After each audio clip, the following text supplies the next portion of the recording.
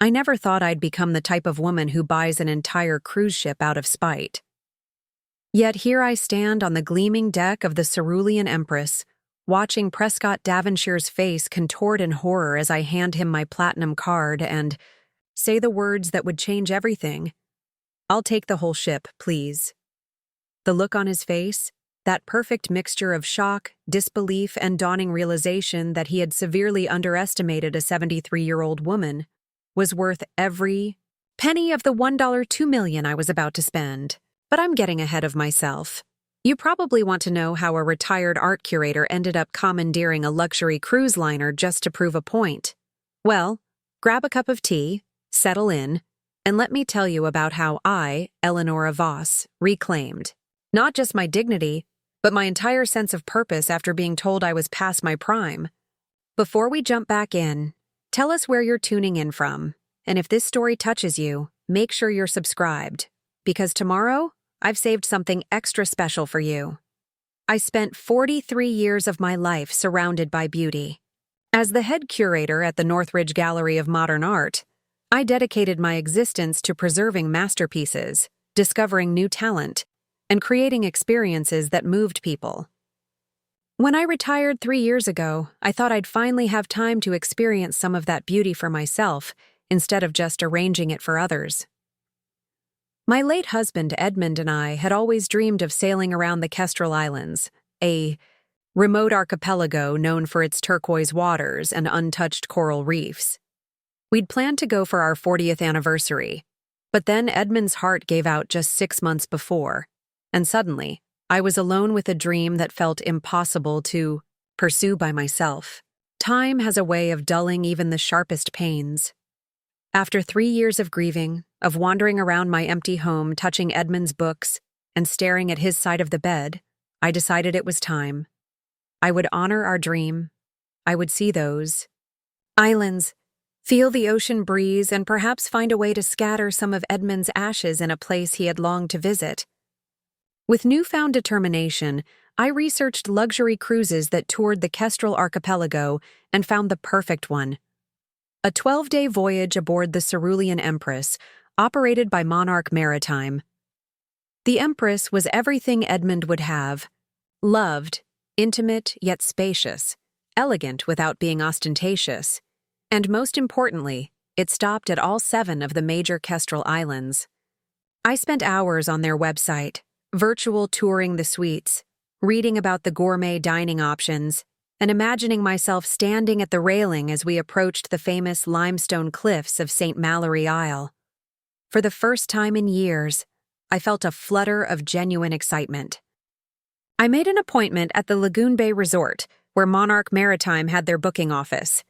As I dressed that morning, I took extra care with my appearance. I chose a cream silk blouse that Edmund always said brought out the amber flecks in my eyes, paired it with my best linen pants, and even applied a touch of lipstick, something I'd rarely bothered with since Edmund's passing.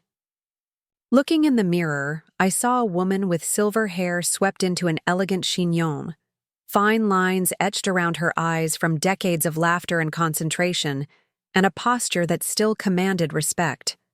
I nodded at my reflection, satisfied. The Lagoon Bay Resort was a sprawling complex of whitewashed villas nestled among swaying palm trees, with an infinity pool that seemed to melt into the horizon. As I walked through the lobby, I noticed I was the only person over 60. Young couples draped themselves across lounge chairs, tapping on phones or sipping brightly colored cocktails. A group of 30-somethings in matching sun hats giggled by the concierge desk. I straightened my shoulders and continued to the Monarch Maritime office. The booking office was a sleek, modern space with floor-to-ceiling windows overlooking the bay. A tall, thin man with immaculately styled silver blonde hair stood behind a glass desk, looking down at a tablet. He didn't look up as I approached. "I'll be with you in a moment," he said, voice clipped and professional. I waited patiently, using the time to admire the model of the Cerulean Empress displayed on a pedestal nearby. It really was a beautiful vessel: 7 decks, a glass-bottomed observation lounge, and what looked like a rooftop garden. My anticipation grew. Now, How can I help you? The man finally looked up, his expression shifting subtly as he took me in. Something in his gaze hardened, a coolness settling over his features. I recognized that look immediately. I'd seen it countless times throughout my life. It was the look people give you when they've already decided you're not worth their time. "Good morning," I said warmly, refusing to let his attitude dampen my spirits. "My name is Eleanora Voss. I'd like to book a stateroom on the upcoming Kestrel Islands cruise aboard the Cerulean Empress." The man, whose name badge identified him as Prescott Davonshire, Senior Cruise Director, gave me a smile that didn't reach his eyes. "I see. And which sailing date were you interested in, Ms. Voss?" "The June 15th departure, please. I'd prefer a suite with a balcony, something on the port side for the best views of the islands." Prescott's fingers moved across his tablet, though I noticed his eyes barely glanced at the screen. "I'm terribly sorry, Ms. Voss, but I'm afraid that sailing is fully booked. In fact, our Kestrel Islands cruises are quite popular and tend to sell out months in advance." I frowned. "That's strange. Your website showed availability last night when I checked. Several suite categories were still open." A flicker of annoyance crossed his face. "Our online system can sometimes lag behind our actual inventory. I assure you there's nothing available." "Perhaps the July departure then. I'm quite flexible." Prescott made a show of checking his tablet again. "Also fully booked, I'm afraid." He set the tablet down and leaned forward slightly. "Ms. Voss, may I be candid with you?" I nodded, already sensing where this was heading. "The Kestrel Islands cruises are rather active adventures.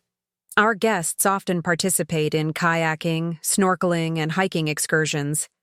The islands themselves can be quite remote with minimal medical facilities.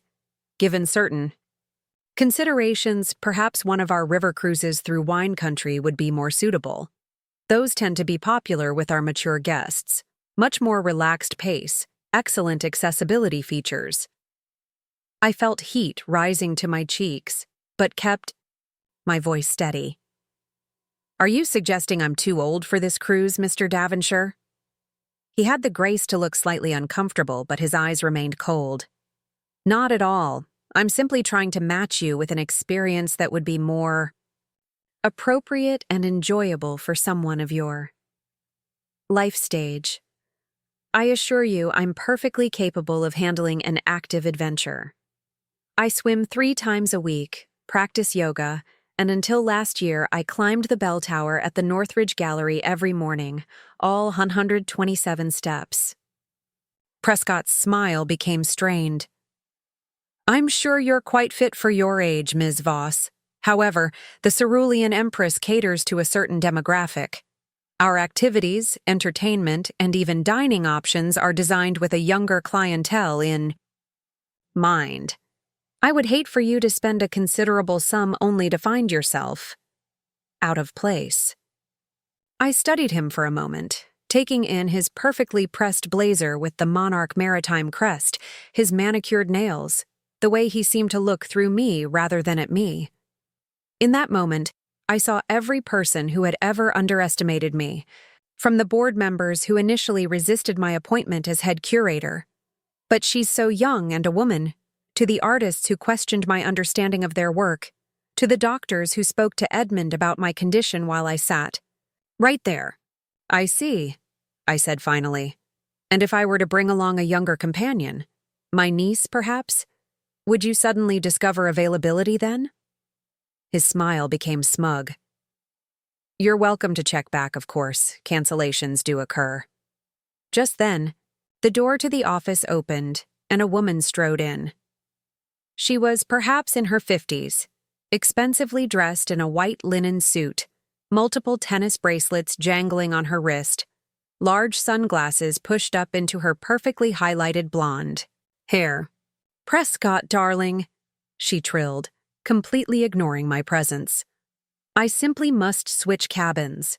Imogen Frost cannot possibly stay on deck 5. The engine vibration will utterly ruin my sleep, and you know how I get without my full 8 hours. Prescott's entire demeanor transformed. His spine straightened, his smile became genuine, and he practically radiated attentiveness. Imogen, I was just about to call you. I've taken the liberty of upgrading you to the Sapphire Suite on deck 7. It's one of our premium offerings with a wraparound balcony. I think you'll find it much more to your liking. You absolute treasure, Imogen gushed, finally seeming to notice me. Her eyes flicked over me dismissively before returning to Prescott. Is everything else arranged for our little group? Absolutely. All 26 of your guests are confirmed. The private dining room is reserved for your exclusive use each evening, and I've arranged for that mixologist you liked from the Mediterranean cruise to join us. My eyebrows rose. 26 guests plus Imogen. That was nowhere near a full ship. Prescott, I interrupted. I thought you said the cruise was fully booked. Imogen turned to me as if surprised to find I could speak. And you are? Eleanora Voss. Preparing and narrating this story took us a lot of time, so if you are enjoying it, subscribe to our channel. It means a lot to us. Now back to the story. Potential passenger who was just informed there's no availability on the upcoming sailing. Prescott stepped in smoothly. Ms. Voss was just leaving. I've recommended our River Valley wine tour as a more suitable alternative. Imogen gave me a practiced smile. Oh, you'd love the wine tour, much more civilized. The Kestrel cruise is rather adventurous. Lots of physical activities, late nights, that sort of thing. Prescott is right to guide you toward something more age-appropriate. The condescension in her voice was unmistakable. I looked between the two of them, suddenly understanding exactly what was happening. This wasn't about availability. It was about exclusivity. Imogen had organized some sort of private group, and Prescott was helping her maintain the right kind of passenger list, and apparently a 73-year-old widow didn't make the cut. I could have walked away. I could have accepted their thinly veiled rejection, gone home to my empty house, and let the dream Edmund and I shared fade away like so many others. That would have been the reasonable thing to do. But 43 years of navigating the cutthroat world of high art had taught me something valuable. When people underestimate you, they've already handed you an advantage. Their blindness becomes your opportunity. I smiled pleasantly. Mr. Davonshire, one last question. If I wanted to charter the entire ship for a private voyage, what would that cost? Prescott looked startled, then amused. The entire ship? Well, that would be quite an undertaking. The Cerulean Empress accommodates 120 passengers at full capacity. A complete charter for the 12-day Kestrel Islands itinerary would run approximately $2 million, not including certain premium excursions and special requests. I see. I reached into my handbag and pulled out my platinum card, placing it on the glass desk with a soft click. I'll take it. The silence that followed was delicious. Prescott's jaw actually dropped. Imogen's eyes widened behind her. Designer sunglasses, which had slipped down her nose. Ms. Voss, surely you're joking, Prescott stammered. I'm quite serious, Mr. Davonshire. I would like to charter the Cerulean Empress for a private voyage, the June 15th departure. I understand this will displace Ms. Frost and her group, but I'm sure you can arrange an alternative for them. Perhaps a River Valley wine tour? I hear those are quite civilized. Imogen made a choking sound. This is absurd. Prescott, you can't possibly allow this. This woman to hijack our cruise. Prescott seemed to be struggling to find his professional composure. Ms. Voss, while we appreciate your enthusiasm, I'm not sure you understand the financial commitment involved. The deposit alone would be substantial. I leaned forward, lowering my voice slightly. When my husband died, he left me not only his considerable personal fortune but also his controlling interest in Voss Architectural Preservations. the company that, coincidentally, restored the original woodwork on the Cerulean Empress during her last refit. I tapped my credit card. Shall we proceed with the booking? His face paled as recognition finally dawned. The Voss name might not have meant anything to him in the context of an elderly woman wanting a vacation, but in the context of maritime restoration and wealth, that was a different matter entirely. Of course, Ms. Voss. I'll need to make some calls to headquarters. Please do, I'll wait. Imogen was staring at me with undisguised hostility. You can't be serious about spending over $1 million just to spite us. I turned to her with a smile that had once made temperamental artists reconsider their demands. On the contrary, Ms. Frost, I'm not spending it to spite you. I'm spending it to fulfill a promise to my late husband. That you and Mr. Davonshire will be inconvenienced in the process is merely a satisfying bonus. Prescott retreated to a back office, phone clutched in his hand. Through the glass partition, I could see him gesticulating wildly as he spoke to someone presumably higher up the corporate ladder. Imogen wasn't quite ready to admit defeat. Even if you can afford it, what exactly do you plan to do with an entire cruise ship? Rattle around all by yourself for 12 days? How pathetic. Her words might have stung if I hadn't spent decades dealing with inflated egos. Instead, I felt a spark of inspiration. Actually, Ms. Frost, you've just given me a wonderful idea. Thank you. Before she could respond, Prescott returned, his expression now one of forced deference. Ms. Voss, I've spoken with our head office. They've authorized the charter, though they did express some surprise at the request. If you'd like to proceed, we can begin the paperwork immediately. I nodded. Excellent. And I'd like to make one thing clear from the outset, Mr. Davonshire. You will not be the cruise director for my voyage. Please assign someone else from your company. His face flushed with indignation. I'm the senior director for all premium sailings. It would be highly irregular. Nevertheless, I cut him off smoothly. You've made your opinion of me quite clear, and I prefer to work with people who don't view my age as a liability. I'm sure there's someone in your organization who fits that description. For a moment, I thought he might argue, but the reality of the situation seemed to sink in. I was about to become Monarch Maritime's most lucrative single client. He forced a tight smile. Of course, Ms. Voss. I'll arrange for an alternate director. Perfect. I rose from my seat, reclaiming my credit card. I'll return tomorrow to finalize the details. Please have all the necessary paperwork ready. As I walked toward the door, I paused beside Imogen, who was still staring at me in disbelief. Ms. Frost, I hope you enjoy whatever alternative arrangements Monarch makes for your group. Perhaps something more age-appropriate.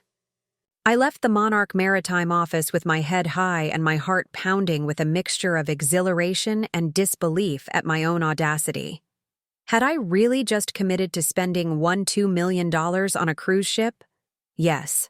Yes, I had. And somehow, it felt like the first truly decisive action I'd taken since Edmund died. As I crossed the resort lobby, I felt lighter than I had in years. I'd come here today hoping to book a simple vacation, a way to honor Edmund's memory and perhaps find some closure. Instead, I'd found something unexpected. The fierce, uncompromising woman I used to be before grief dulled my edges. Now I just needed to figure out what one does with an entire cruise ship. Because despite my bravado in front of Imogen, I had absolutely no idea. Outside the resort, the bright sunlight momentarily blinded me. As my eyes adjusted, I noticed an older gentleman sitting on a bench near the taxi stand, reading a worn paperback. Something about his weathered face and the way he sat, spine straight, shoulders squared, caught my attention. He looked up, meeting my gaze with startlingly blue eyes that crinkled at the corners when he smiled politely. "Beautiful day," he commented, his voice deep and resonant with a hint of an accent I couldn't place. Indeed it is, I replied. The kind of day that makes you believe anything is possible. He chuckled. Those are the most dangerous kind. I found myself smiling in return. I'm beginning to think dangerous might be exactly what I need. For some reason, I felt an urge to sit beside this stranger, to share the wild thing I'd just done. Before I could decide whether to follow that impulse, my phone rang. It was my niece, Octavia, calling for our weekly check-in. As I answered, I gave the man a small wave and walked toward my waiting taxi. Auntie Nora. Octavia's voice came through the speaker. How did the cruise booking go? Are you all set for your big adventure? I laughed, a full-throated sound that surprised even me. Oh, Octavia, you have no idea. Let's just say I'm going to need your help with something rather unconventional. As the taxi pulled away from Lagoon Bay Resort, I caught one last glimpse of the blue-eyed stranger. He had returned to his book, but there was something about the set of his shoulders that suggested he was more aware of his surroundings than he let on. I made a mental note to look for him if I returned to the resort. Something told me he might have some interesting stories of his own. But first, I had a cruise to plan. And not just any cruise, my cruise. The thought made me giddy with possibilities. For the first time since Edmund's death, I felt truly alive. It was time to show Prescott Davonshire, Imogen Frost, and anyone else who thought they could dismiss me exactly what Eleanora Voss was capable of. After all, I hadn't spent 4 decades preserving beautiful things without learning how to recognize value, including my own. My apartment felt different when I returned, smaller somehow, as if my impulsive decision had expanded me beyond its walls. I moved through the familiar rooms, touching Edmund's photographs, wondering what he would say about what I'd just done. I could almost hear his deep chuckle, see the twinkle in his eye as he shook his head in amused disbelief. Only you, Nora, he would have said. Only you would charter an entire cruise ship just to prove a point. That evening, I called Octavia and explained everything. There was a long silence after I finished. Auntie, she finally said, are you having some sort of crisis? I laughed. If by crisis you mean finally standing up for myself after 3 years of floating through life like a ghost, then yes, I suppose I am. But $1 million? For a cruise? That's excessive? Ridiculous? The most alive I've felt since Edmund died? I sank into my favorite armchair, the leather one that still held a whisper of Edmund's cologne in its creases. I know it sounds absurd, but when that smug man and his equally awful client tried to dismiss me, something just snapped. Octavia sighed. I understand the impulse, I really do. But what are you going to do with an entire cruise ship? Her question echoed Imogen's taunt, but coming from Octavia, it felt like genuine concern rather than mockery. It was a fair point. What was I going to do with 120 cabins and a staff of 90? I gazed out the window at the city lights blinking on as dusk settled. The answer came to me with such clarity that I wondered why I hadn't thought of it immediately. I'm going to fill it, I said. Not with socialites or Instagram celebrities or whoever Imogen Frost deemed worthy. I'm going to fill it with people who deserve a beautiful experience, but might never get the chance otherwise. Like who? Like the nursing staff who took care of Edmund during his final months. Like the maintenance workers at the gallery, who spent decades keeping masterpieces dust-free without ever being invited to a single opening gala. Like Josephine from the corner bakery who lost her husband the same year I lost Edmund, but still manages to create perfect pastries and ask about my day.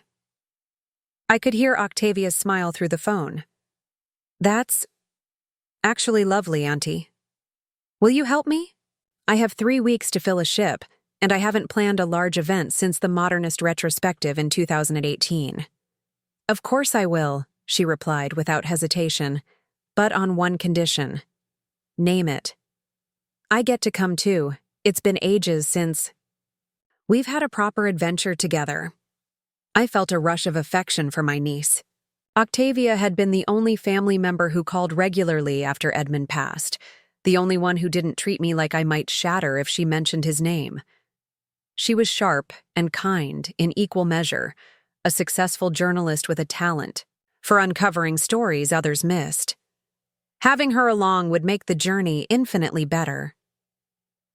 I wouldn't dream of sailing without you, I told her. In fact, would you like to bring Julian? I'm sure your fiancé would enjoy a free luxury cruise. I paused, considering. Unless you think 12 days together might be a bit intense before the wedding? Octavia's laugh had a slight edge to it. Actually, Julian and I are taking a break. His idea. Something about needing space to focus on his dissertation. I see. I kept my tone neutral while mentally demoting Julian from promising grand-nephew-in-law to academic coward unworthy of Octavia. Well, his loss is our gain. You and I will have a marvelous time without any dissertations to distract us. After we hung up, I pulled out a notepad and began making lists. Potential guests, logistical considerations, special accommodations we might need. The more I wrote, the more energized I felt. This wasn't just about spite anymore, though I couldn't deny the satisfaction it gave me to imagine Prescott's face when he realized what I was doing. It was about creating something meaningful. I worked late into the night, making preliminary calls to people I knew I wanted to invite. Most reacted with disbelief, followed by emotional gratitude that brought tears to my eyes. By the time I fell into bed, exhausted but exhilarated, I had the beginnings of a manifest that made me genuinely proud. The next morning, I returned to the Lagoon Bay Resort to finalize the charter. Prescott was notably absent, replaced by a young woman who introduced herself as Monarch Maritime's charter specialist. Mr. Davonshire sends his regrets, she explained, not quite meeting my eyes. He was called away on urgent business. How convenient, I remarked dryly. And you are? Zara Patel. She extended a hand, her grip firm and professional. I'll be handling all the paperwork for your charter, Ms. Voss.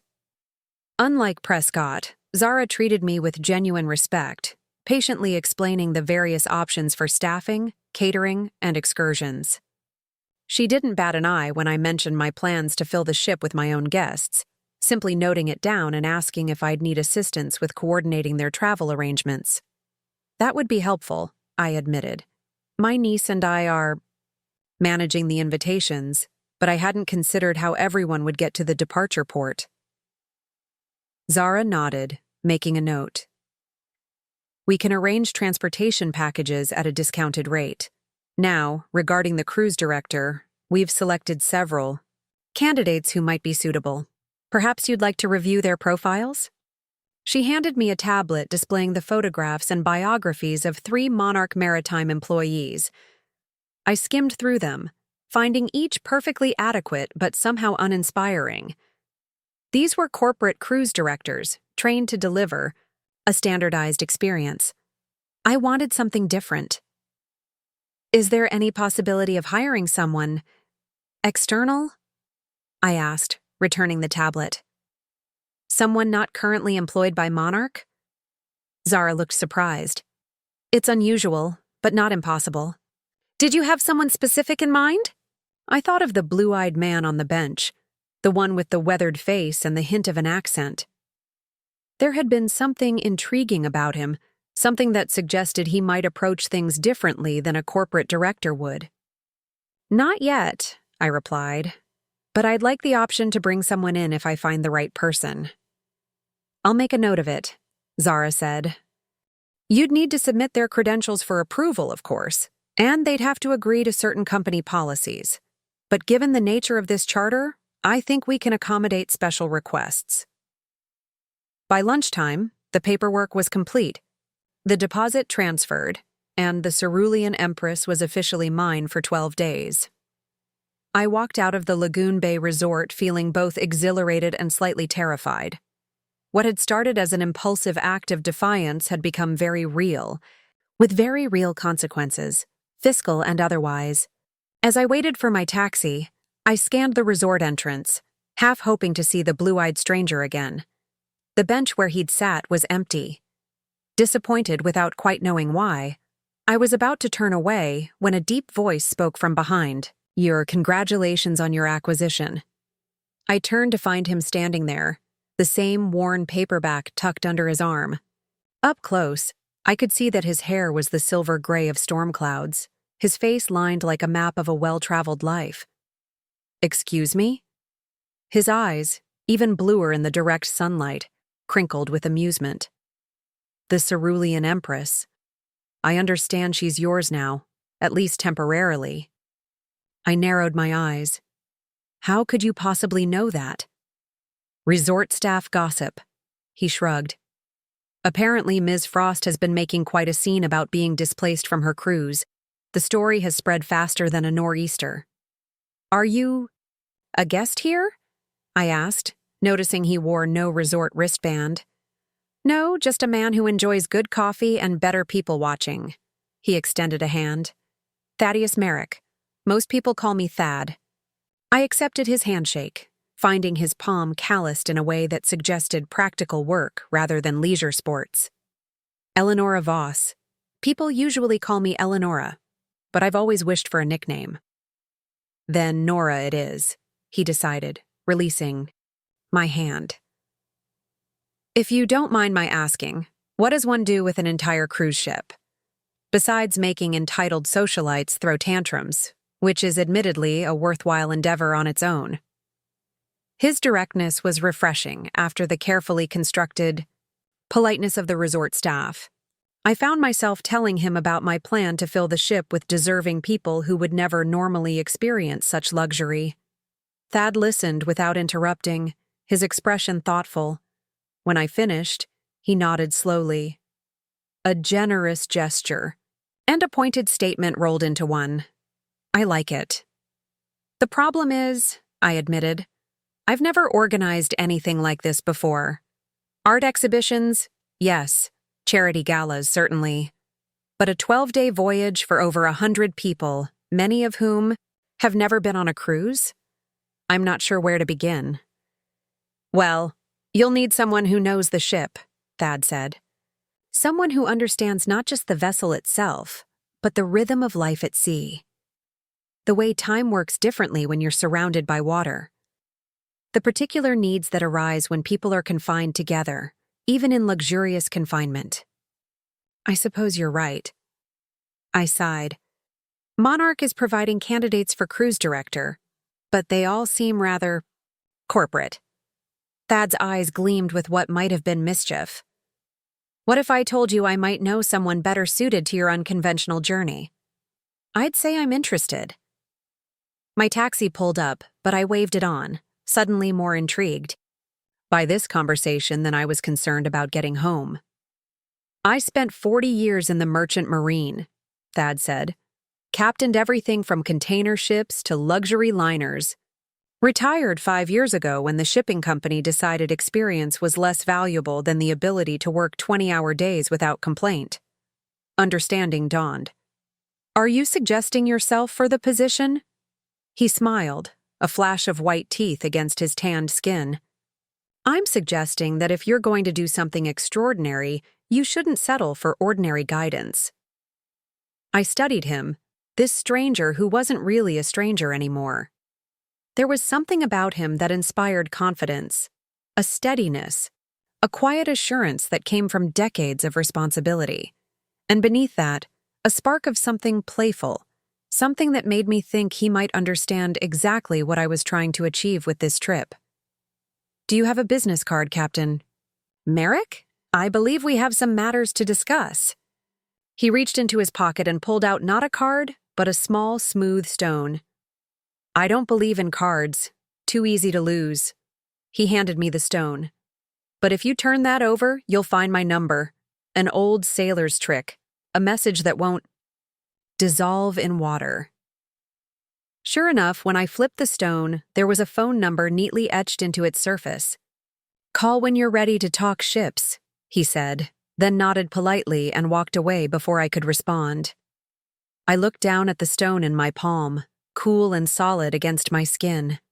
Something told me I'd just met the perfect captain for my unconventional cruise. The following 3 weeks passed in a whirlwind of activity. Octavia arrived the day after my meeting with Thad, immediately transforming my quiet apartment into a command center of sorts. She brought her laptop, her organizational skills, and an enthusiasm that reinforced my conviction that this crazy plan might actually work. "I've created a spreadsheet of potential guests," she announced on her first morning, tapping away at her keyboard while I prepared breakfast. "Categories include definitely, maybe, and wild cards." Wild cards? I raised an eyebrow as I slid a plate of eggs and toast in front of her. "People who might make the journey more interesting in unexpected ways." She took a bite of toast. "Like your mysterious Captain Merrick, who I've already moved from potential staff to definitely after speaking with him on the phone yesterday." I nearly dropped the coffee pot. "You called him? Without consulting me?" Octavia grinned. "You left his number on the counter, and I was curious. He's fascinating, Auntie. Did you know he was actually involved in designing the Cerulean Empress before he retired? He wasn't just any captain. He specialized in inaugural voyages, setting up the operational systems for new ships." I hadn't known that, but it made Thad an even more perfect fit for our needs. "What else did you learn in this unauthorized conversation?" "That he was pushed into retirement by Monarch Maritime's new management when they took over his shipping line, specifically by someone named Prescott Davonshire, who was brought in to modernize operations and decided experienced captains were too expensive to maintain." I sat down, my appetite suddenly gone. "Prescott? The same man who told me I was too old for their cruise?" Octavia nodded, her expression serious. "The very same. Apparently, he's been systematically pushing out older staff across all of Monarch's holdings, replacing them with younger, less experienced people who cost less and don't question his decisions." "That explains why he was so dismissive of me," I murmured. "It wasn't just about my age. It was about his entire philosophy of worth." "Exactly. So when you chartered the whole ship, you didn't just inconvenience him. You challenged his entire worldview." Octavia's eyes gleamed. "And now you're considering hiring the very captain he forced out to run your cruise. It's perfect." I couldn't deny the poetic justice of it, but I also didn't want my journey to be solely defined by spite. "Is Thad, Captain Merrick, actually the right person for the job, beyond the satisfaction of irritating Prescott?" "Absolutely." Octavia didn't hesitate. "He knows the ship intimately. He's got decades of experience. And most importantly, he completely understands what you're trying to do with this voyage." He called it a reclamation of joy. A reclamation of joy. The phrase resonated with me, capturing something essential about my vision for the cruise. This wasn't just about luxury or even generosity. It was about recognizing that experiences of beauty and pleasure shouldn't be gatekept by the young or the socially connected. "Call him back," I decided. "Tell him we'd like to meet to discuss the position formally." Octavia was already reaching for her phone. "Already scheduled. He's coming for tea at 3. I shook my head, simultaneously exasperated and impressed by my niece's efficiency. "Any other decisions you've made that I should know about?" "Well," she said, scrolling through her notes, "I've tentatively filled 87 of the 120 cabins, prioritizing people with connections to you or Edmund. I've also been in touch with Zara Patel about special accommodations for guests with mobility issues, dietary restrictions, and other needs." I blinked, overwhelmed by how quickly this was all coming together. 87 cabins? Already? People are incredibly excited, Auntie. Many of them cried when I called. Your friend Josephine from the bakery actually had to sit down. She was so overcome. Octavia's expression softened. You're giving them something they never thought they'd experience. A lump formed in my throat. And the remaining cabins? I thought we might reserve some for people we don't know personally. Maybe partner with organizations that support caregivers or artists who've never had the means to travel. We have some time to figure it out. I nodded, touched by her thoughtfulness. That sounds perfect. Throughout the day, I found myself increasingly excited about meeting with Thad again. There was something about him that intrigued me, not just his connection to the ship or his potential role in our adventure, but something more personal that I wasn't quite ready to examine closely. At precisely 3 o'clock, the doorbell rang. When I opened it, Thad stood there holding a small potted plant with delicate white flowers instead of the traditional hostess gift of wine or chocolates. Star jasmine, he explained, handing it to me. Thrives in challenging conditions and smells sweetest at night. Reminded me of your venture. The unexpected thoughtfulness of the gift touched me. Thank you. Please come in. He followed me into the living room, where Octavia waited, with a tablet full of questions. For the next 2 hours, we discussed everything from practical logistics to philosophical approaches to hospitality. Thad answered each query with the straightforward precision of someone used to command, occasionally surprising us with flashes of dry humor. The trick to a successful voyage, he said at one point, isn't avoiding problems, it's anticipating them. Ships, like life, always present unexpected challenges. The question is whether you've prepared for the general category of disaster, not the specific instance. By the time we finished our second pot of tea, I was certain he was exactly what our crews needed, not just for his expertise, but for his perspective, a blend of pragmatism and poetry that complemented my own approach to life. I believe we've found our cruise director, I said to Octavia, who nodded in agreement. Thad's expression remained measured. Before you decide, there's something you should know. He set down his teacup carefully. My history with Monarch Maritime and with Prescott Davonshire specifically is complex. If you hire me, it may create complications. What kind of complications? I asked. Prescott didn't just push me into retirement. He systematically dismantled safety protocols I'd spent decades building, claiming they were unnecessarily cautious and impeded the guest experience. Thad's voice remained level, but I could see tension in the set of his shoulders. I filed formal complaints about some of these changes, particularly regarding the Kestrel Islands routes, where navigation can be treacherous near the coral reefs. The company responded by accelerating my departure and imposing a non-disparagement clause in my separation agreement. I frowned. Are you saying the ship isn't safe? The Empress herself is sound, he assured me. Built to my specifications, in fact. But the operational procedures, the routes, the timing of certain passages, the protocols for adverse weather, those have all been altered to prioritize scenic views and convenient arrival times over optimal safety margins. Octavia leaned forward. Is that legal?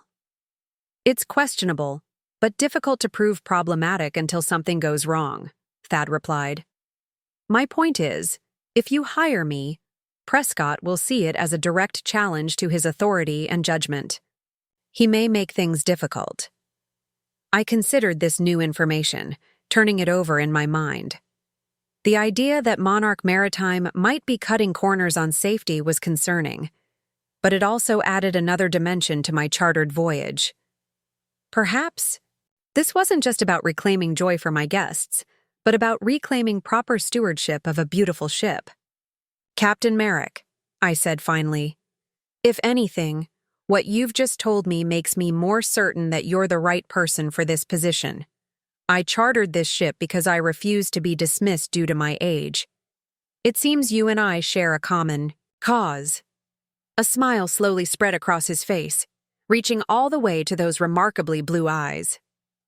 Then I accept your offer, Ms. Voss, though I should warn you, I run a tight ship. I would expect nothing less, Captain. After Thad left, Octavia turned to me with a knowing smile. He's quite impressive. Yes, his experience will be invaluable. I replied, deliberately misunderstanding her implication. She raised an eyebrow. And those eyes don't hurt either. I felt a heat rising to my cheeks that had nothing to do with the tea. Don't be ridiculous. This is a professional relationship. Of course. Her tone made it clear she didn't believe me for a second. Just like this cruise is just a vacation, and not the most spectacular act of defiance I've ever witnessed. I couldn't help but laugh. You know, for someone who claims to be taking a break from romance, you seem awfully eager to project it onto others. Her smile faltered slightly.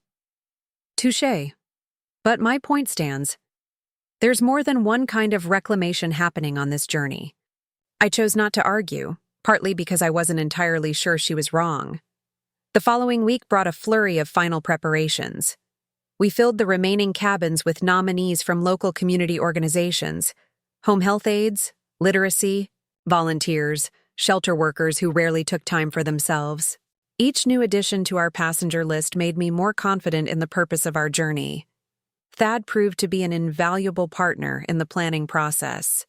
He spent hours reviewing the ship's layout with me, suggesting modifications to better accommodate our particular group of guests. He negotiated with Monarch Maritime for additional medical staff, arguing persuasively that our diverse passenger list might have needs beyond the standard complement of ship's doctors. The average age on your cruise will be significantly higher than Monarch's typical demographic, he explained during one of our planning sessions. We should be prepared for that, not because older travelers are inherently problem-prone, but because adequate preparation allows everyone to fully enjoy the experience without worry. His attention to such details reinforced my growing respect for him. This was a man who understood that true luxury wasn't about gilded surfaces, but about thoughtful care. 3 days before our scheduled departure, I received an unexpected call from Zara Patel. Ms. Voss, she began, her usually composed, voice tense. I'm afraid there's a situation you should be aware of. What kind of situation? I asked, immediately alert. Mr. Davonshire has raised concerns about your choice of cruise director. He's arguing that Captain Merrick's hiring violates the terms of a previous agreement with the company. I felt a flare of indignation. That's absurd. Thad, Captain Merrick, confirmed that his non-compete clause expired over a year ago. There's no legal impediment to his employment. I understand, Zara said carefully. However, Mr. Davonshire is quite insistent. He's threatening to escalate the matter to Monarch's legal department, which could potentially delay your departure. I said, understanding dawning. So that's his game. Create enough legal entanglement to disrupt our schedule and force us to either sail without Thad or postpone the entire journey. I couldn't possibly comment on Mr. Davonshire's motivations, Zara replied diplomatically. I'm simply relaying the information. I took a deep breath, considering my options.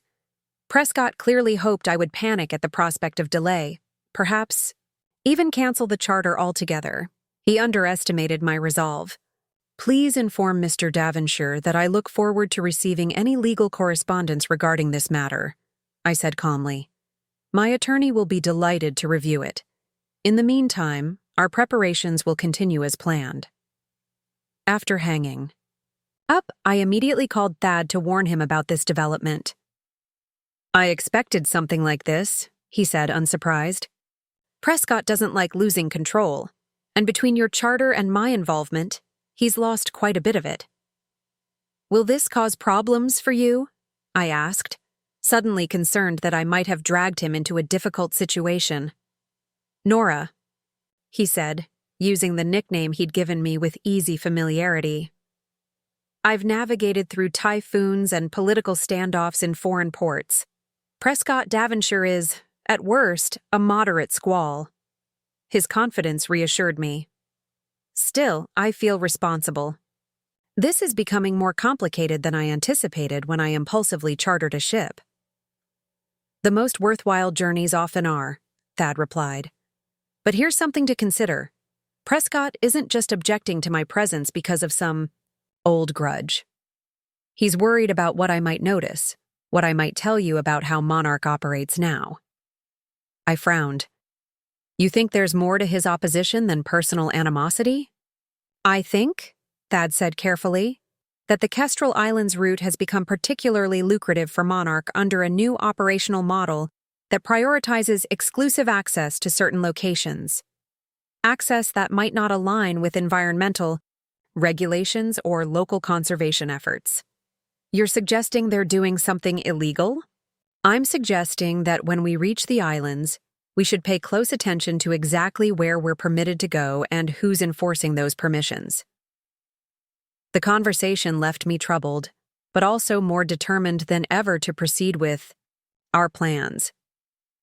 What had begun as an act of personal defiance was evolving into something more complex, possibly even a chance to expose questionable practices that affected not just passengers, but fragile ecosystems. The evening before our departure, I stood in my bedroom, surveying the contents of my suitcase. After decades of curating other people's experiences of beauty, I was about to embark on one of my own creation. The thought was simultaneously exhilarating and terrifying. My phone rang, Octavia, calling to confirm our transportation to the port tomorrow. Everything's arranged, she assured me. Cars will begin picking up passengers at 6 a.m. with the last arrivals scheduled for 10. The Empress boards at 11 and sails at 1. And everyone knows what to bring? No one will be left behind? Auntie, she said gently, it's all under control. You've planned this meticulously. Now all that's left is to enjoy it. After we hung up, I moved to the window, gazing out at the city lights. Somewhere out there, a ship waited. My ship, at least temporarily. And tomorrow we would set sail not just toward the Kestrel Islands, but toward something I couldn't quite name yet. A reclamation, yes, but of what exactly? Joy, certainly. Purpose, perhaps. And just maybe, a future I hadn't dared to imagine since Edmund's death. The morning of our departure dawned bright and clear, the sky a perfect cerulean blue that matched the name of our vessel. I stood at the port, watching as the cerulean Empress dominated the horizon, 7 decks of gleaming white against the deeper blue of the ocean beyond. Even from a distance, she was magnificent, her lines elegant and purposeful rather than gaudy or imposing. Beside me, Octavia was directing the arriving guests with cheerful efficiency, checking names off her tablet and guiding people toward the designated waiting areas. Many arrived wide-eyed with disbelief, clutching their invitation, letters as if they might disappear. I keep thinking there's been some mistake, confessed Josephine from the bakery, her weathered hands trembling slightly as she handed over her identification to the processing agent. People like me don't go on cruises like this. I squeezed her shoulder gently. That's precisely why you should. As more guests arrived, a palpable sense of excitement built among the crowd. There were the nursing staff who had cared for Edmund, now posing for photos with the ship in the background. The maintenance crew from the gallery, dressed in their Sunday best, solemnly inspecting the vessel with professional interest. Retired teachers, community volunteers, caregivers who rarely took time for themselves, all mingling together, united by a mixture of anticipation and lingering disbelief. What touched me most was how they gravitated toward each other, forming instant connections. A hospice nurse discovered she shared a passion for birdwatching with a school janitor. A literacy volunteer found herself deep in conversation with a retired bus driver about their mutual love of mystery novels. These were people who might never have met in ordinary circumstances, yet here they were, already building a community before we'd even boarded. At precisely 10:30, a familiar figure appeared at the gangway. Thad, dressed in the crisp white uniform of a cruise director, the gold braid on his epaulets catching the morning light. He surveyed our gathering with quiet satisfaction before making his way toward me. "Everything is in order aboard, Nora," he reported.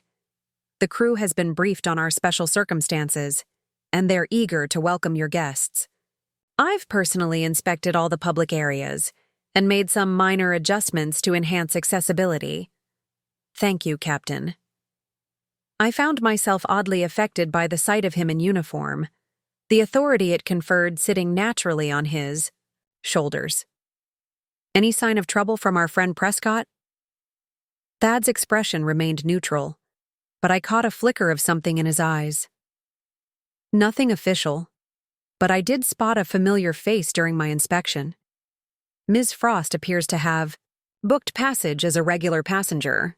I raised my eyebrows in surprise. "Imogen is on board? How is that possible? I thought we had exclusive use of the ship."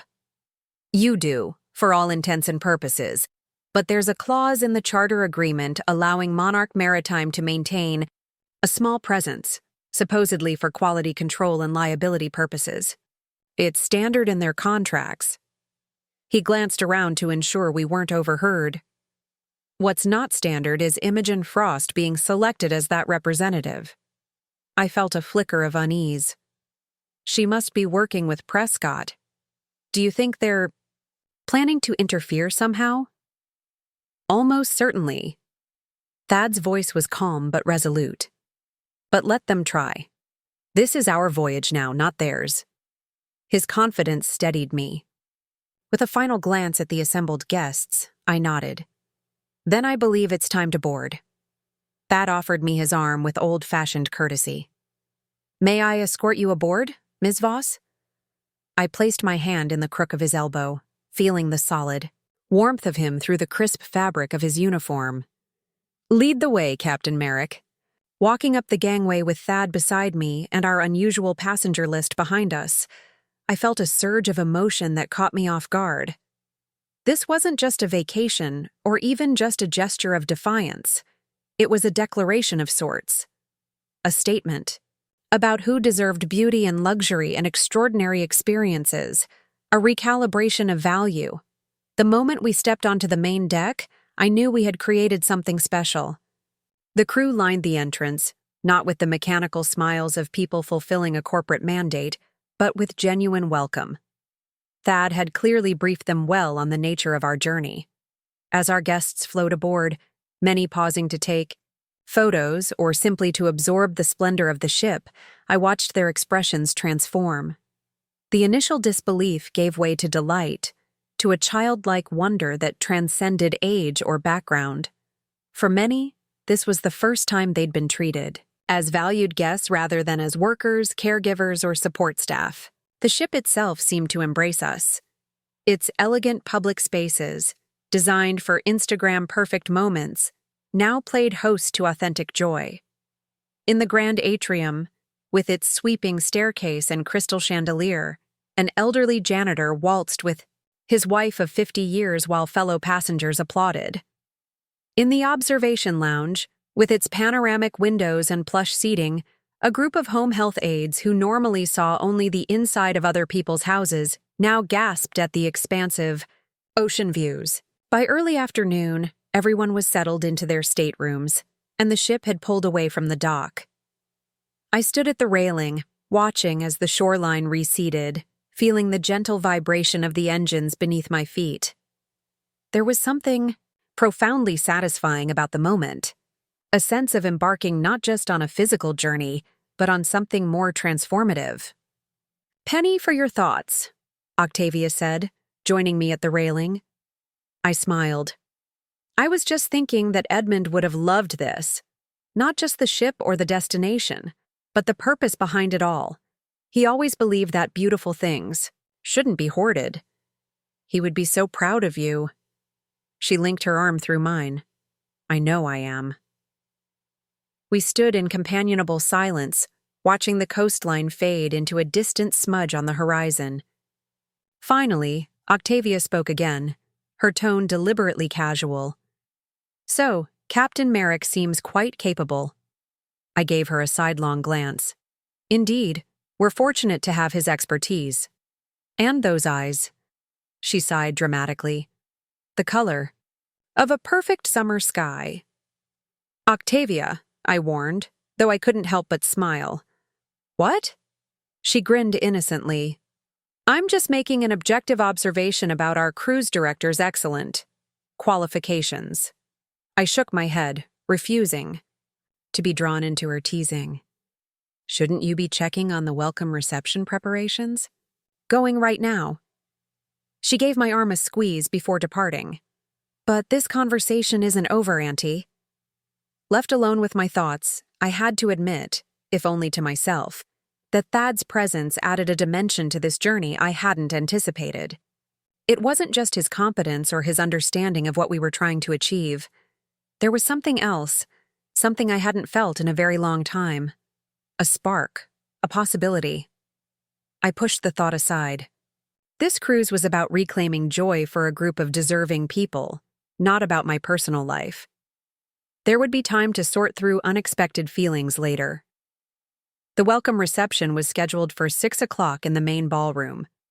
I had just returned to my suite to change when there was a knock at the door.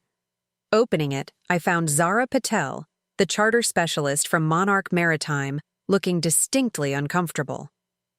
Ms. Voss, I apologize for the intrusion, but there's a situation developing that requires your attention.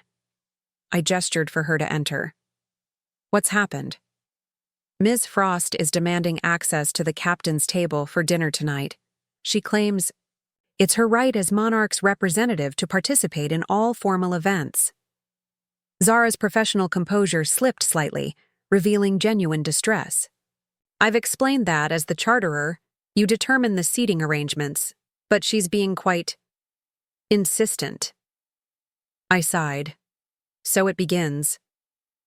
What's her angle here? Simply to make herself the center of attention or something more? I believe, Zara said carefully, that she's acting on instructions from Mr. Davonshire. There's been unusual communication between the corporate office and the ship since we departed, more than standard protocol would dictate. I raised an eyebrow. You seem remarkably well informed about internal communications. A faint blush colored her cheeks. Let's just say I have concerns about certain management decisions within Monarch Maritime, decisions that prioritize profit and appearances over passenger experience and ethical operations. Interesting. Perhaps Thad wasn't the only one with reservations about how the company was being run.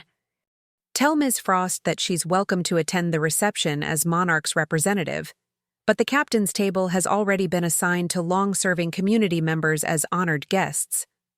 If she wishes to dispute this arrangement, she's welcome to contact Monarch's headquarters, though I imagine they'll be reluctant to antagonize a client who's spending over $1 million on this charter. Zara nodded, a hint of satisfaction in her expression. I'll convey your message exactly, Ms. Voss. After she left, I finished dressing for the evening, selecting a midnight blue gown that Edmund had always loved. The fabric still moved beautifully, catching the light as I turned before the mirror. I added his mother's pearls and a touch of lipstick, then studied my reflection.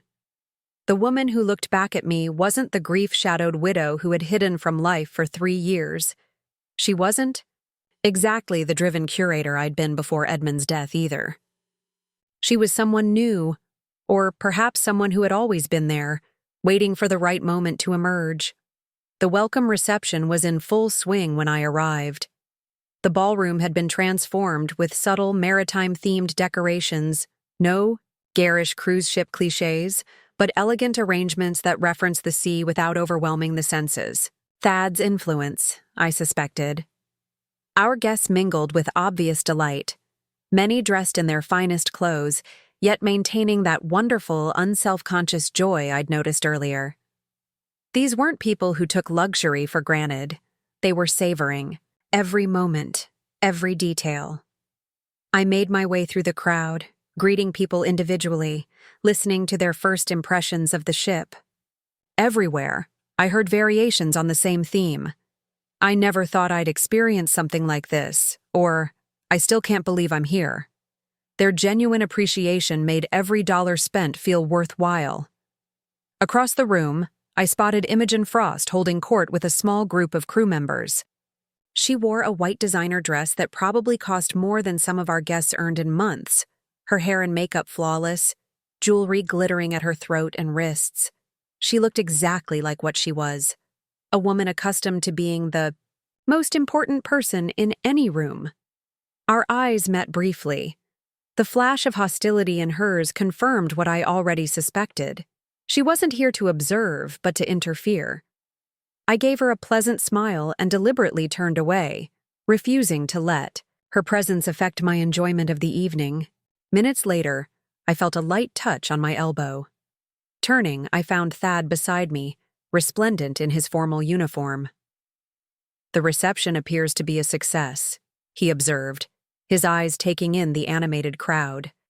"Your guests seem to be thoroughly enjoying themselves." "Thanks in large part to your arrangements," I acknowledged. "Everything is perfect." "Not quite everything." He nodded discreetly toward Imogen, who was now speaking intently to the ship's executive chef. "Our uninvited observer appears to be making demands about tomorrow's menu." I sighed. Zara mentioned, "She's been difficult. Apparently, she expected to be seated at the captain's table tonight." A slight smile tugged at the corner of Thad's mouth. "Ah, yes. I informed her that the honor had been bestowed upon Mrs. Jackson and Mr. Reyes instead." He nodded toward an elderly couple nearby. "Mrs. Jackson had been my housekeeper for 20 years before retiring, while Mr. Reyes had maintained the gallery's electrical systems for even longer." "How did she take it?" "About as well as you'd expect.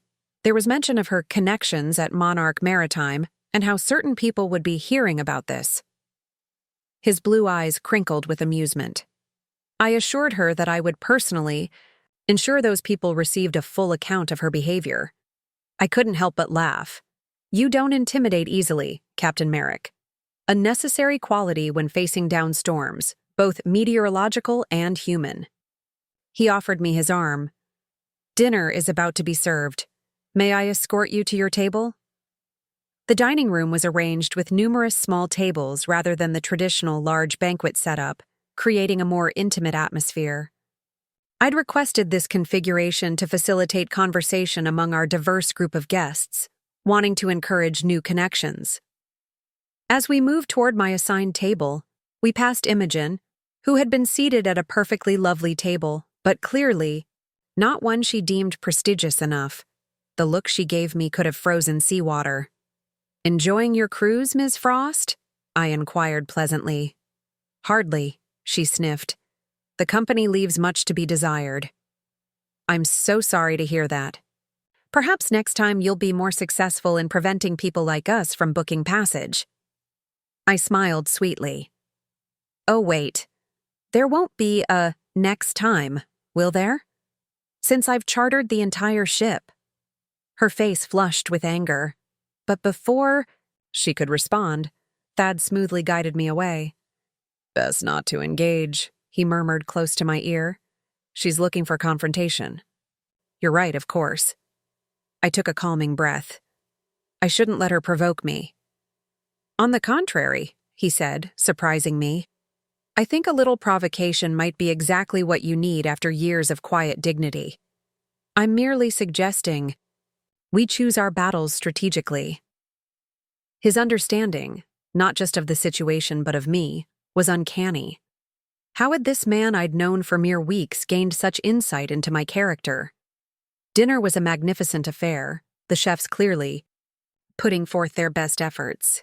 Between courses, I circulated among the tables, listening to conversations, observing the natural communities forming among our guests. People who had boarded as strangers were already exchanging contact information, making plans to meet again during the voyage. As the meal concluded, Thad clinked his glass for attention and rose to address the room. His commanding presence immediately hushed conversations. "Ladies and gentlemen, on behalf of the crew of the Cerulean Empress, I welcome you to the first night of our journey to the Kestrel Islands. While I've had the privilege of commanding many voyages, I can say without hesitation that this one is unique. His gaze found mine across the room. Thanks to the vision and generosity of Ms. Eleonora Voss, we are embarking not just on a luxury cruise but on a reclamation of joy. A burst of applause interrupted him. I felt a flush rise to my cheeks as many guests turned to smile at me. Over the next 12 days, Thad continued when the applause subsided, you will experience the beauty of the Kestrel archipelago, with its pristine beaches, vibrant coral reefs, and lush landscapes. But more importantly, you will experience the luxury of time to rest, to explore, to connect, and to simply be. He raised his glass. To Ms. Voss, for reminding us all that beauty belongs to everyone, and to each of you, for gracing this ship with your presence. The toast was met with enthusiastic agreement, glasses raised throughout the room. I felt a swell of emotion that threatened to overwhelm me. This moment of genuine connection and appreciation was worth every penny and every moment of planning. As the evening wound down, I found myself on the observation deck, gazing at the stars that seemed impossibly bright over the open ocean. The slight sway of the ship beneath me was soothing, a gentle reminder that we were venturing into new waters, both literally and figuratively. Footsteps behind me broke the silence. I didn't need to turn to know it was Thad.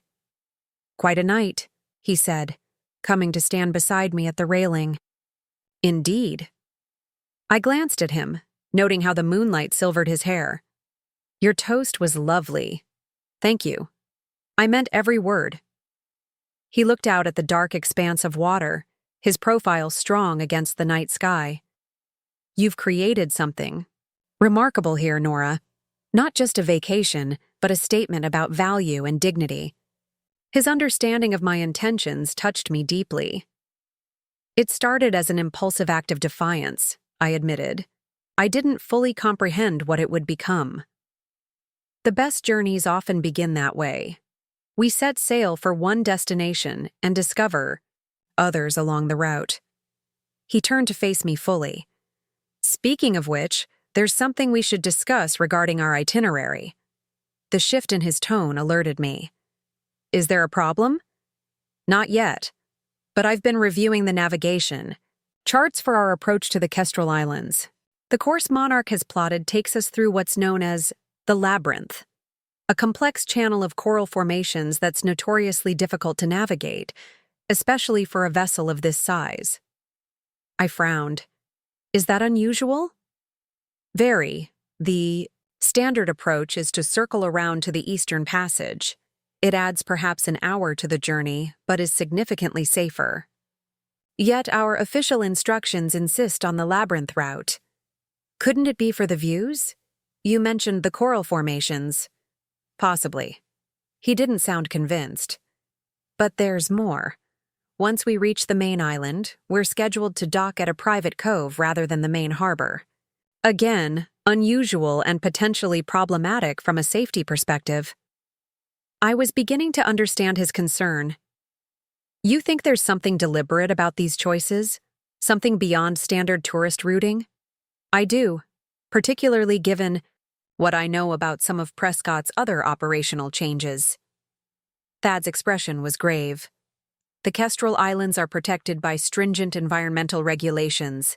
Certain areas are completely off limits to commercial vessels to preserve the coral ecosystems. I have reason to believe Monarch may have been offering exclusive access to these restricted areas as a premium feature for their wealthy clients." The implications sank in slowly. "You're suggesting they're deliberately violating environmental protections for profit? And using private, isolated docking locations to avoid scrutiny from local authorities?" He nodded grimly. "It would explain their insistence on controlling every aspect of shore excursions and their resistance to passengers exploring independently." I thought of Imogen and her exclusive group, of Prescott's determination to keep certain types of passengers off these cruises. It hadn't been just about age or social status. It had been about maintaining secrecy around questionable practices. What should we do?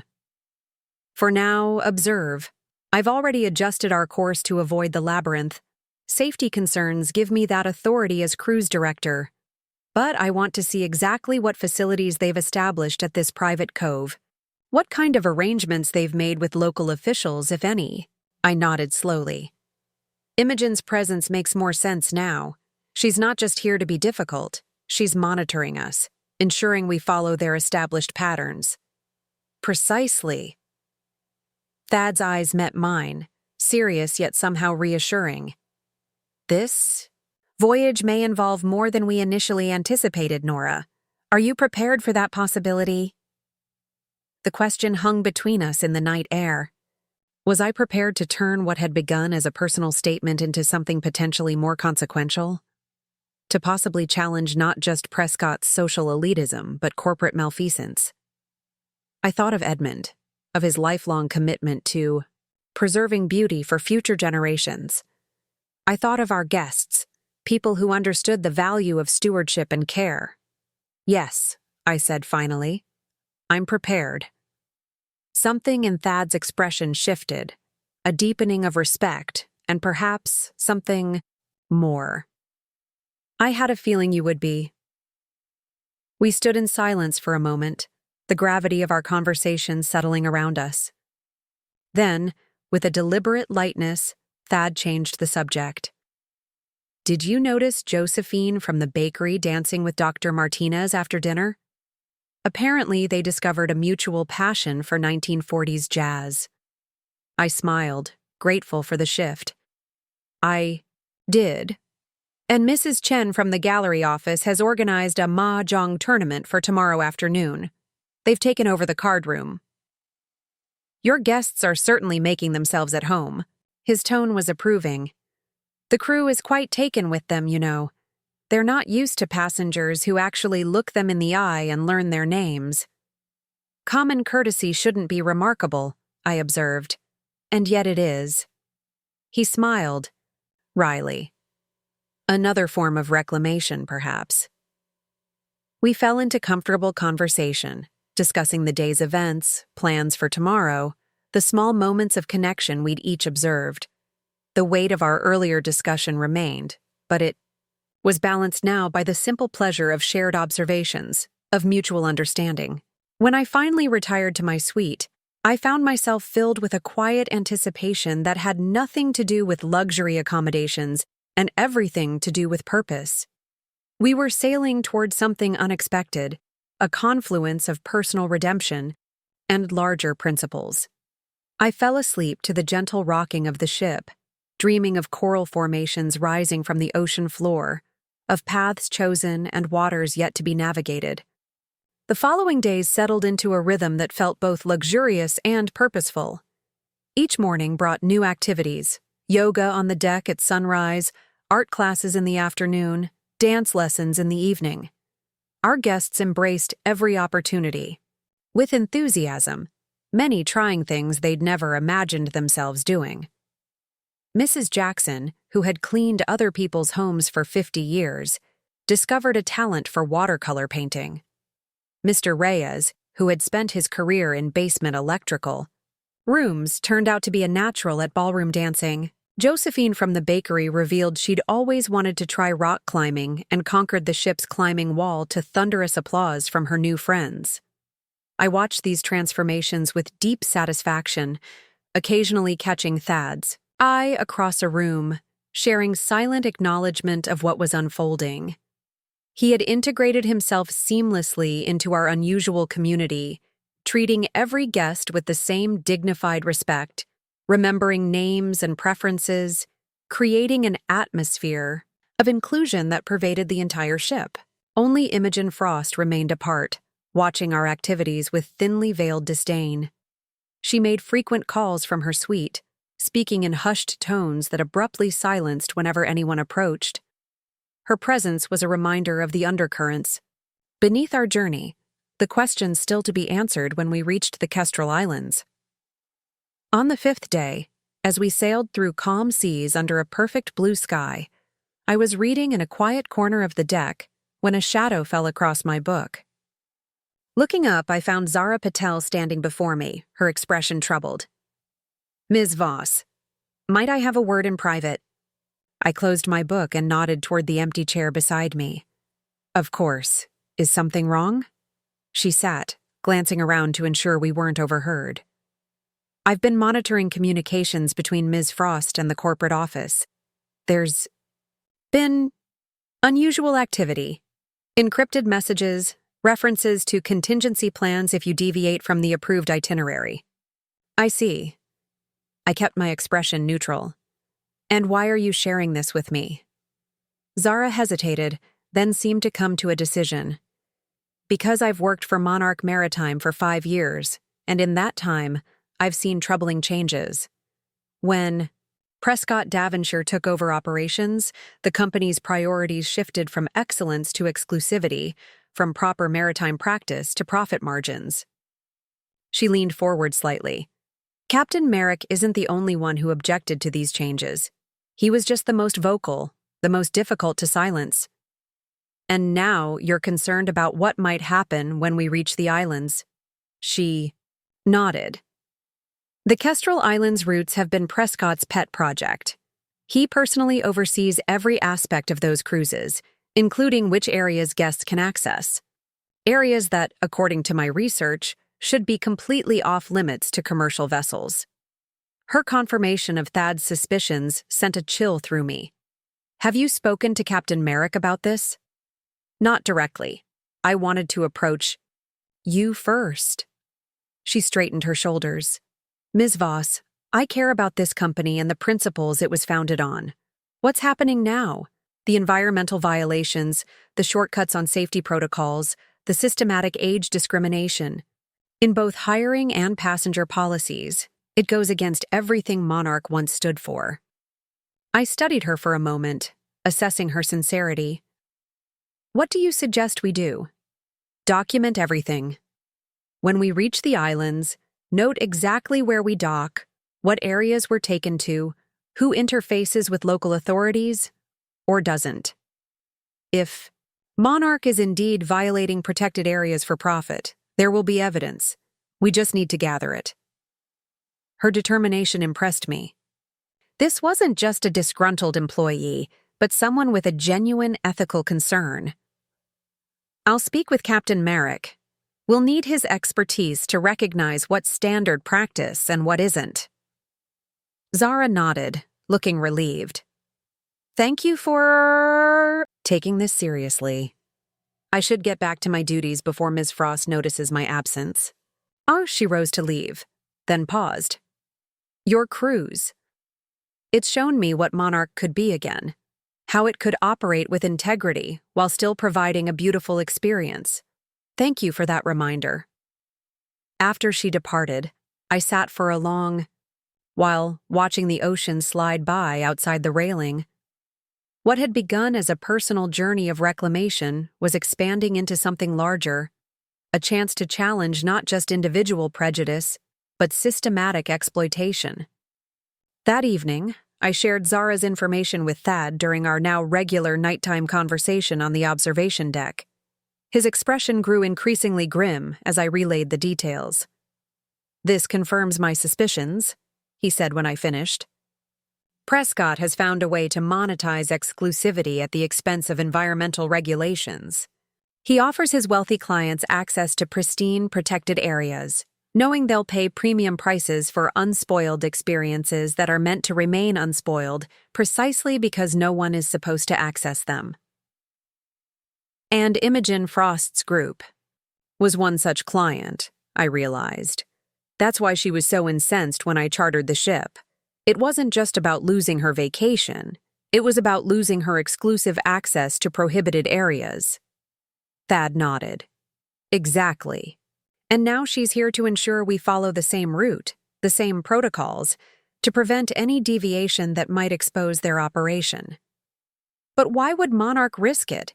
Surely the fines for environmental violations would be substantial.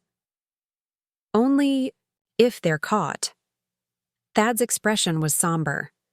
The Kestrel Islands have limited resources for enforcement. Monarch likely operates through local intermediaries, pays off the right officials, and carefully controls what passengers can photograph or document. It's the perfect setup for exploitation: remote, beautiful, and inadequately protected. I frowned, troubled by the implications. So, what do? We gather evidence, as Zara suggested, but we need to be careful. Imogen is watching closely. Any obvious deviation from the planned route or schedule will be immediately reported. Back to Prescott. An idea began to form in my mind. What if we used our unique passenger list to our advantage? Imogen expects wealthy tourists who care only about exclusive experiences. She doesn't expect people who understand the value of preservation, who might recognize environmental damage when they see it. Thad's eyes lit with understanding. You're suggesting we enlist your guests as observers? Not all of them, but selectively. Mr. Reyes worked with environmental systems. Dr. Martinez has a background in marine biology. Mrs. Chen was an environmental compliance officer before she joined the gallery. They would know what to look for, what questions to ask. A slow smile spread across Thad's face. Nora Voss, you continue to surprise me. Just when I think I've grasped the full measure of your capabilities, you reveal another dimension. His admiration warmed me in a way I hadn't experienced in years. I spent 4 decades recognizing the value in things others overlooked, Captain. It becomes a habit. A rather extraordinary habit. His gaze held mine for a moment longer than necessary before he returned to the practical matter at hand. We'll need to brief them discreetly, perhaps under the guise of a special interest excursion. A conservation tour for those interested in the island's ecological balance, I suggested. Nothing suspicious about educated people wanting to understand the environment they're visiting. Perfect. He nodded approvingly. We arrive at the main island the day after tomorrow. I'll make the necessary arrangements without alerting Imogen. As we finalized our plans, I felt a curious mixture of anticipation and trepidation. This was no longer just a luxury cruise, but something with real consequences. For the islands, for Monarch Maritime, perhaps even for how older adults are perceived and valued. Looking at Thad's resolute profile in the moonlight, I realized something else. I trusted this man implicitly, not just with my safety or my guests' enjoyment, but with matters of principle and purpose. Somewhere in these few extraordinary days, he had become not just an ally, but something more essential. Whether he felt the same remained to be seen. But for now, we had a mission to complete, evidence to gather, and a coral paradise to protect from exploitation. The Kestrel Islands appeared on the horizon at dawn, emerald jewels set in a turquoise sea. I stood on the bridge with Thad, watching as the first island, St. Mallory, grew larger in the distance. Even from afar, its beauty was breathtaking: sheer limestone cliffs rising from crystalline waters, lush vegetation crowning the heights. It's even more beautiful than Edmund described, I murmured, thinking of the travel books he'd collected, the photographs he'd studied. No wonder he wanted to see it so badly. Thad glanced at me, his expression softening. He's seeing it now, through your eyes. That's a form of presence, too. His understanding touched me deeply. Before I could respond, the bridge door opened and Imogen Frost entered without knocking, followed by 2 crew members I didn't recognize. Captain Merrick, she said briskly, I need to speak with you about our approach. You've deviated from the approved course. Thad turned to her with professional composure. Ms. Frost, as I've already explained to your associates at Monarch Maritime, safety considerations necessitated adjusting our route. The labyrinth passage is too dangerous for a vessel of this size, particularly with our passenger demographic. Imogen's eyes narrowed. That decision isn't yours to make. With all due respect, Ms. Frost, maritime law is quite clear. As the officer responsible for the safety of this vessel, I have both the authority and the obligation to alter course when necessary. Thad's tone was polite but firm. Now, if you'll excuse us, we're approaching the islands and require the bridge to be clear of non-essential personnel. Her face flushed with anger.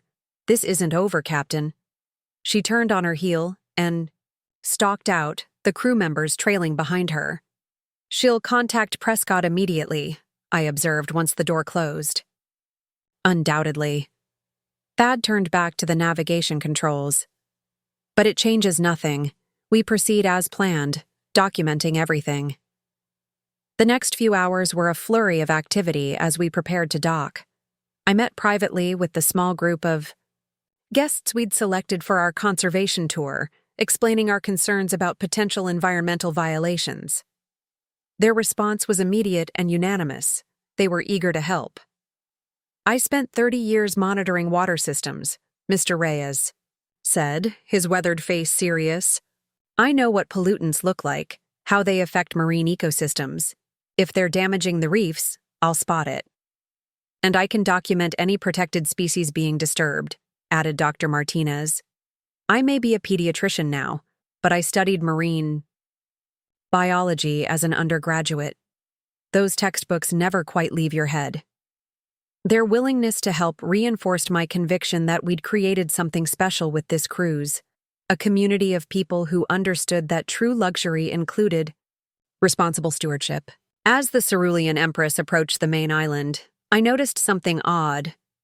Instead of heading toward the primary harbor, where other ships were docked, we were indeed veering toward a secluded cove on the island's far side.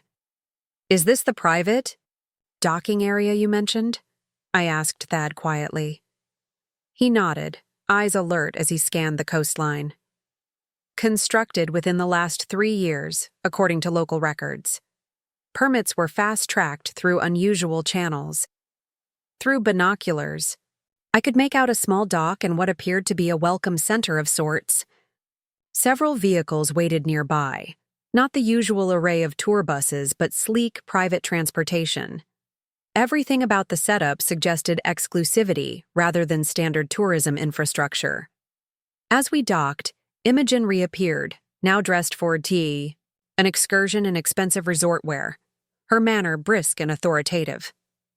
The premium tour will depart in 30 minutes, she announced, addressing the crew rather than me. Limited spaces available. I stepped forward. Ms. Frost, as charterer of this vessel, I determine the excursion schedule. Captain Merrick has already arranged appropriate tours for our guests, including a special conservation expedition for those with scientific interests. Her smile was tight. Ms. Voss, while you've chartered the ship, Monarch Maritime retains control over shore excursions as stipulated in your contract, particularly those involving specially accessed areas. Specially accessed areas. The euphemism confirmed our suspicions. I see. I matched her smile with one of my own. In that case, I'd like to join your premium tour, along with my conservation group. As paying charterers, we're entitled to all offerings, are we not? The flash of panic in her eyes was momentarily satisfying. That particular tour is already fully booked. Impossible, Thad interjected smoothly. As cruise director, I oversee all passenger activities. No such booking exists. He turned to me. Your group is welcome to participate in any excursion of their choosing. Imogen's composure finally cracked. This is absurd. You have no idea what you're interfering with. On the contrary, I replied calmly, I believe we understand exactly what's happening here. Monarch Maritime has been offering access to protected areas, violating environmental regulations for profit, and disguising it as premium experiences for wealthy clients. Her face went pale. You can't prove anything. Perhaps not yet, Thad acknowledged. But by the end of today, I suspect we'll have gathered sufficient evidence to warrant a formal investigation by the Kestrel Islands Environmental Protection Authority. A new voice entered the conversation, Zara Patel, who had approached silently during our confrontation. Ms. Frost, I've taken the liberty of contacting the KEPA director. He's quite interested in reviewing our documentation of Monarch's special access areas over the past 2 years. Imogen looked from face to face, finally comprehending that she was outnumbered and outmaneuvered. "Prescott will hear about this," she hissed before storming away. Thad turned to me, a hint of triumph in his blue eyes. "Shall we proceed with our conservation tour, Ms. Voss?" "By all means, Captain Merrick." I felt a surge of exhilaration that had nothing to do with luxury cruises and everything to do with standing up for what was right. I believe this voyage has just reached its most important destination. As we gathered our group for the excursion, I realized that what had begun as a simple act of defiance had evolved into something far more meaningful. A reclamation not just of personal dignity, but of ethical responsibility. And somehow, that felt like the most luxurious experience of all. Up next, you've got 2 more standout stories right on your screen. If this one hit the mark, you won't want to pass these up. Just click and check them out.